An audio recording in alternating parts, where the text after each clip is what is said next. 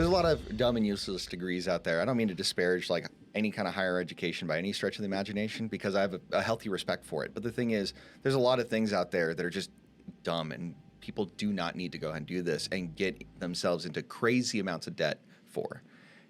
And I mean, student loan debt is ridiculous in the United States. So, And how finally people are, in the past like 15, 20 years have finally started to wake up and go, wow, this is such a racket. sure. And how they are designed to never be paid off.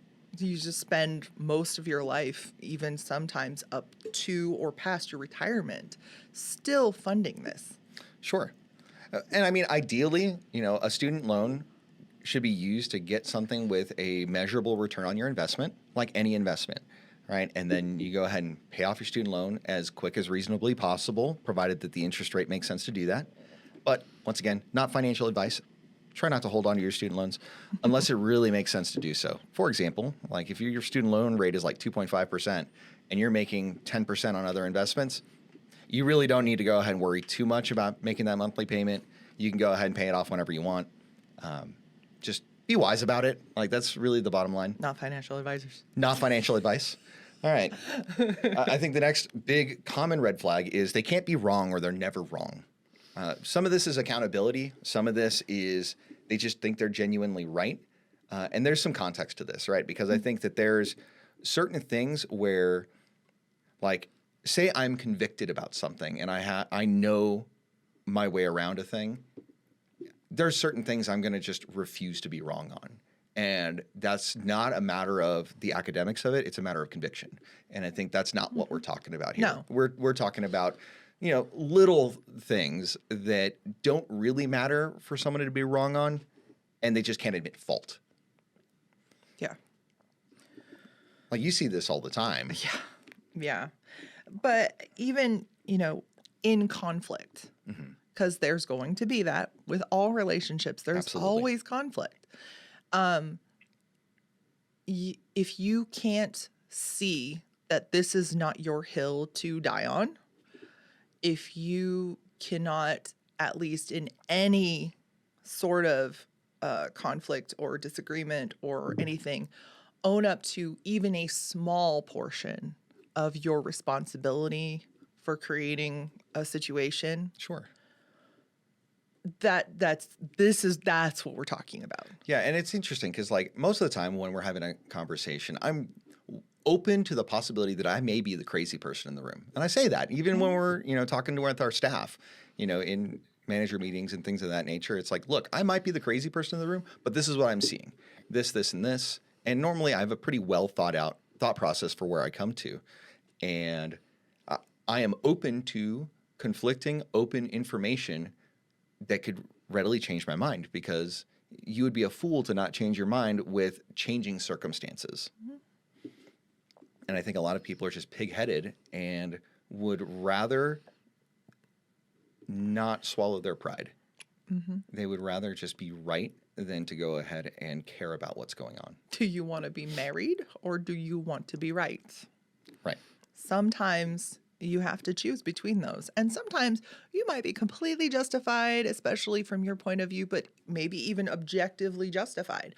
But if you can't at least bend a little bit and meet somebody where they're at, a little bit, that doesn't compromise your morals, ethics, all that stuff. Yeah, we're not talking about deep-seated No. convictions or anything like No. that. We're talking about like matters of preference, matters of opinion, and things of that nature. But even so, that goes both ways. Sure. Because somebody else might have a different conviction. Somebody that you are married to, somebody that you care more about than any other person on God's green earth. Yeah. You have to allow for them as they would allow for you. Sure. It's just... Yeah, and I think that there is a little bit more onus on the man holding to convictions a lot of times, because it's the woman that wants to go ahead and hop on his boat most of the time, right? And if a man is a strong leader of his family, he has thought through his convictions and he knows why he believes that which he believes. And it would be unreasonable to go ahead and ask a man to bend on foundational cornerstone convictions. Absolutely.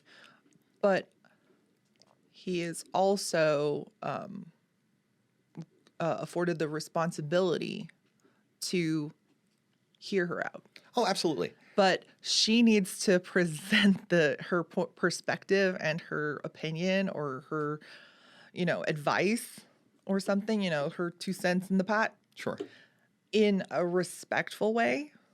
Yeah. In sort of, something that's kind of at least half baked. Yeah, you need to think through it. Yeah. Right. Not just like throwing something out there out of nowhere and shooting from the hip and whatever. At least say, if you say that, okay. Be like, okay, because time's sake, this is a time sensitive decision we're making. I feel like this. Can you help me out here? Can you, at least make me feel better about where you're coming from with it? Stuff like that. Like, sure. We are not, that is where most people go, well, he has to be the decision maker, then he's just going to steamroll over you. It's like, no, I'm not saying that. Don't get it twisted. There are some times where it's just what I say goes. Yeah, and you need it has to be that way. But if the vast majority of the time it isn't the case. More than the exception is that you're open, he is open to hearing concerns, hearing a different perspective and stuff like that. He has to hear you. I'm sorry. He does. But you also have to come correct. Sure. There's a right and wrong way to do these things. Absolutely. I mean, and nowhere is that more prevalent than in business. Yes. You have somebody who's just going to force you to figure things out like in a hurry. Yeah, you got to make this decision now. It's like, no, I don't. I just walk away. I'm good. Yeah. Nobody's going to do business with somebody who's like, it has to do now. You have to make a decision. And I got to, no, I don't, like, you're a mess. Go fix your mess. And I'll talk to you next Monday. Sure. And there's a lot of cultural backing to that too. Cause I think in today's culture, we talk about FOMO a lot and using that as kind of a strategy to pressure sales and things of that nature. And I think it's on each individual to go ahead and know where they stand and to be willing to go ahead and say no.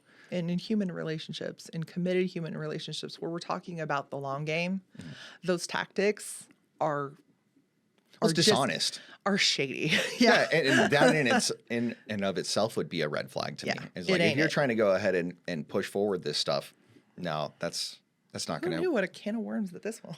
Yeah, it goes deep, man. Sometimes these just hit. Yeah. All right, so the last one in this section is pretty straightforward. You've got trash friends. If you've got a bunch of dudes that are just going nowhere in life as your friends, that's going to be a red flag to a woman. In like fashion, if you've got a chick and all of her friends are whores, like, seriously. You did say the weird thing. Well, it's not even so weird anymore, thing, right? Because that's a thing. You got people that are they're running with hoes. And birds of a feather often flock together. Like single women keep women single? Well, I think that really is more about married women getting relationship advice from single women. That's true. Right? Or divorcees. But even though, like, if one starts to hook a good guy, they're like, no, come back to the pack. Well, yeah, because they don't want a witch to leave the coven. Yeah. Right? Because if you are doing good, then it's a ready and apparent sign that they are not doing as well as you are. And I mean, we can get into that, like, Mean Girls female stuff in another episode, because, like, write it down. Write it down. I'm a fan of the movie Mean Girls for so many reasons like this. I do not generally watch movies and stuff without this kind of cultural filter. Like, I have thoughts about Frozen. If you ever want to take me out for coffee, I'll tell you all of my issues with this. Sure. But, stuff like that where... That could be its own podcast, is like, hey, things that went horribly wrong in Disney movies compared to the original writings. To go ahead and suit modern sensibilities. Then you're going to talk about Beauty and the Beast, and I'm going to be sad. What are you talking about? Beauty and the Beast is the I know. iconic female hero tale. Yeah, I know. We want this to be, like, emblematic of good things. But we'll talk about the red flag part about it a little bit later. We got to get to the ladies' side. So, hey, thanks for watching this clip. If you'd like to see more from this podcast, you can go ahead and click here, where the podcast episode is linked in its entirety. If you're new here, you might want to consider subscribing right here. Thanks so much. Make it a great day.